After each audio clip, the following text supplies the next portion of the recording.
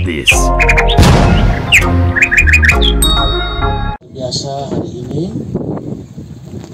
mendengarkan presentasi oleh ketua panitia sekaligus laporannya, ditambah dengan sambutan yang mulia Bapak Uskup yang begitu luar biasa, betul-betul menusuk tulang, menembus jantung, di hati sanubari segenap masyarakat Kabupaten Sika. Terima kasih yang mulia Bapak Uskup, ketua panitia yang mempersiapkannya dengan baik. Saya tidak bicara lagi sejarah, sudah disampaikan tadi. Yang kita lakukan hari ini itu adalah kekuatan kita yang hidup dan segenap leluhur yang ada di Nian Tanah Sika.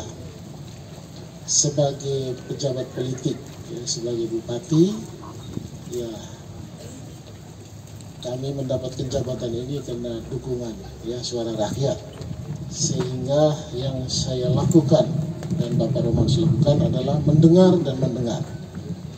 Ini bukan satu-satunya kehendak bupati atau wakil bupati, tidak. Tapi ini hasil mendengarkan dengan sabar. Dengar. Ketika masih saya ikut pilkada di tahun 2008, umur 35 tahun. 2008, 2013, dan 2018. Kalah terus, pernah menang, kalah lagi dengan Bapak Ansar. Sudah menang ini, sudah menang, kalah lagi. Yang kami lakukan itu adalah mendengar. Jadi ini adalah salah satu hasil kegiatan kami yang setia mendengar.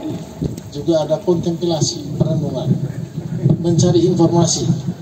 Kemudian sebagai pemimpin itu bukan hanya memutuskan, tapi menggerakkan. Bagaimana meyakinkan juga orang lain bahwa ini betul, ini harus kita lakukan. Sehingga nanti sebentar kita akan meletakkan batu pertamanya. Kita semua bangga. Semua proses sudah kita lakukan. Terakhir kami mempresentasikan di keuskupan depan Bapak Uskup. Dan apa kata Bapak Uskup? Ini Bapak Uskup tidak mau kalau ini sangat eksklusif. Eksklusif artinya ini hanya Katolik doang. Itu langsung kesempatan pertama. Bapak Uskup langsung mundur. Gesturnya itu bahwa ini tidak boleh begitu. Ini jangan eksklusif. Harus inklusif. Jadi ini milik semua agama, milik semua suku. Jadi nanti ada ornamen-ornamen didesain, itu menjadi milik bersama. Ada beberapa pintu gerbang, ada puranya, ada desain, ada Hindunya, ada semua. Nanti bisa kita lihat secara detail. Dan ini sebagai simbol juga untuk mempersatukan kita semua. Bapak Ibu hadirin yang saya kasihi, ini adalah satu pendekatan yang multidimensi. Dari aspek kerohanian ada, kepariwisataan ada, semua aspek itu dipadukan. Sehingga ini kita harus membangun secara bersama-sama. Dalam pertemuan beberapa kali yang dipimpin baik oleh Bapak Gubernur maupun Dirut Badan Pelaksana Otorita Pariwisata Labuan Bajo Flores yang namanya Ibu Sana. Itu setiap daerah di Flores itu menjadi bagian yang terintegrasi sehingga kita punya hak untuk mengusulkan apa potensi yang sangat menonjol. Semua daya tarik wisata apa saja, termasuk wisata rohani. Mereka juga punya kajian, selain kita mengusulkan. Dari situ sudah diangkat bahwa Sika punya keunggulan khusus. Salah satu adalah daya tarik untuk wisata rohani. Ya, kita punya tempat situs-situs ada banyak sekali, semua hampir lengkap.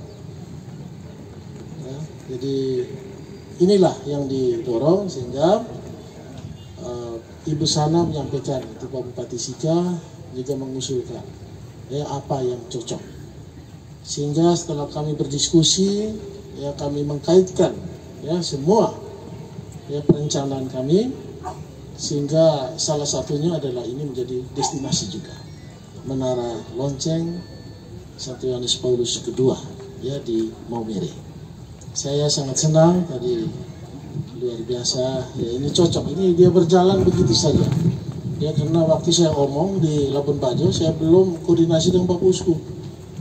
Saya langsung bicara bahwa ini orang wisata itu dia akan haus ya untuk kesegaran badanianya, tapi sebenarnya jasmani rohaninya.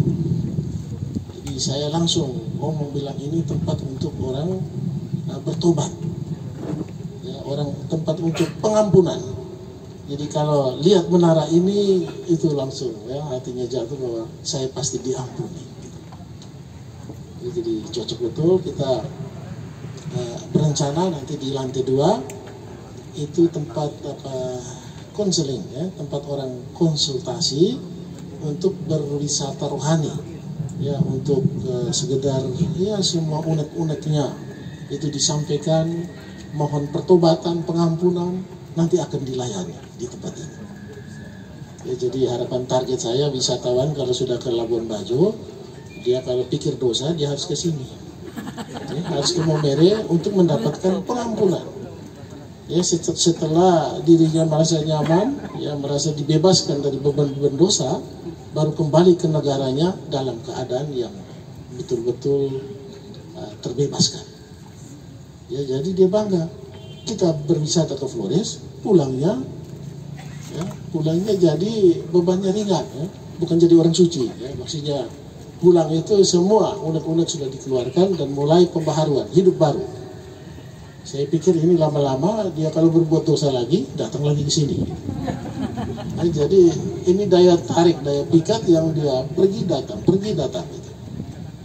Ya, tapi kita jangan curiga kalau ada wisatawan mancanegara yang datang terus, berarti dia ini banyak dosa, belum tobat-tobat ya. Nanti suatu ketika kalau tidak datang lagi di sini, berarti wah ini baru pertobatan yang abadi. Bukan begitu, tetapi ini kita ciptakan ya daya tarik wisata rohani yang betul-betul ya orang akan datang ke sini karena dia mendapatkan ya sesuatu ketenangan hati, jiwa, dan lebih dekat ya kepada Tuhan. Saya sampaikan itu, Ibu Sana langsung setuju ini konsep yang bagus, dan beliau katakan silakan bangun, kita siapkan anggaran 3 miliar. Setelah kembali saya minta hitung-hitung, ternyata bukan 3 miliar, ini 12 miliar ya, karena 12 miliar ide dan kemauan yang kuat ini tidak boleh putus. Jadi kita bilang sudah, kita jalankan saja dengan kekuatan bersama ya, dan hal ini akan terjadi. Kita yakin sekali pembangunan ini berjalan dengan baik dan pasti selesai. Tadi sudah dirinci pertahapan. Di tahun 2022 ini ya kita semua nekat ya untuk menyelesaikan bangunan strukturnya ya, yang 4,5 miliar tadi. Artinya apa? Cor-cor dari bawah sampai ke puncak itu selesai di tahun 2022. Nanti tahunnya akan datang baru kita lakukan finishing. Nah, sehingga tugas panitia, tugas kita semua adalah memberikan ya pemahaman, kita mensosialisasikan sehingga ada tergerak hati ya untuk bersama-sama ikut berkontribusi. Ya, kita tidak lihat berapa besar dan kecilnya ya, tetapi kemauan dan hati kita. Jadi terima kasih kepada kita semua yang mulia Bapak Uskup sudah memberikan dukungan dan doa. Kita semua yakin ya hari ini kita akan meletakkan batu pertama dan selanjutnya akan terbangun, tidak mangkrak ya, tidak mangkrak ya. Kalau mangkrak ini aduh malu sekali ya. Jadi saya yakin ya kita semua ini bukan beban ya, tapi ini adalah satu sukacita ya, satu kesenangan ya, kesenangan.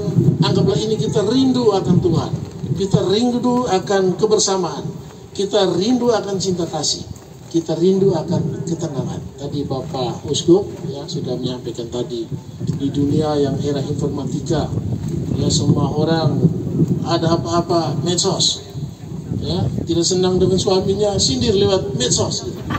Nah ini, jadi tidak usah lagi lewat medsos, nanti datang ke Menara Lonceng, semuanya akan menjadi tenang, ada pengampunan di sini. Saya pikir ini saja. Terima kasih. Semoga Tuhan memberkati kita semua. Amin.